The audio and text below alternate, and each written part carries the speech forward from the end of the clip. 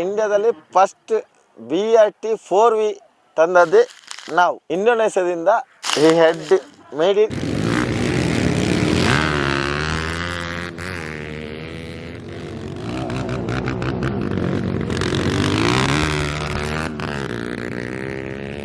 Indonesia. ಈ head bore ತರಿಸಿ ಹಾಕಿದೆ, ಅದು ಇಂಡಿಯಾದಲ್ಲಿ ಫಸ್ಟ್.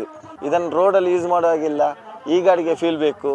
ಅದೆಲ್ಲ ಸೇರಿ ಒಂದು 15,000-20,000 ಸಾವಿರವರೆಗೆ ಖರ್ಚಾಗುತ್ತೆ. ಇದೆಲ್ಲ ಒಂದು 2-3 ಸರಿ ಇಲ್ಲಿ ಲಿಗಮೆಂಟ್ ಎಲ್ಲ ಕ್ರ್ಯಾಕ್ ಆಗಿ ಲಿಗಮೆಂಟ್ ಇಲ್ಲಿ ಕ್ರ್ಯಾಕ್ ಆಗಿದೆ. ಈಗ ನೀವು ಸೇಫ್ಟಿಗೆ ಇಲ್ಲೊಂದು ಗಾರ್ಡ್ ಹಾಕೊಂಡಿದ್ದೀರಾ? ಫುಲ್ ಇದೆ. ಮತ್ತೆ ಟ್ರಾನ್ಸ್ಪೋರ್ಟ್ ನಮ್ಗೆ ಹೆವಿ ಆಗುತ್ತೆ. ಇದು ರೋಡ್ ಯೂಸ್ ಇಲ್ಲಿಗಲ್ ಇದು ಬೇರೆ ಟೆಂಪೋದಲ್ಲಿ ಕ್ಯಾರಿ ಮಾಡ್ಕೊಂಡ್ಬರ್ಬೇಕು.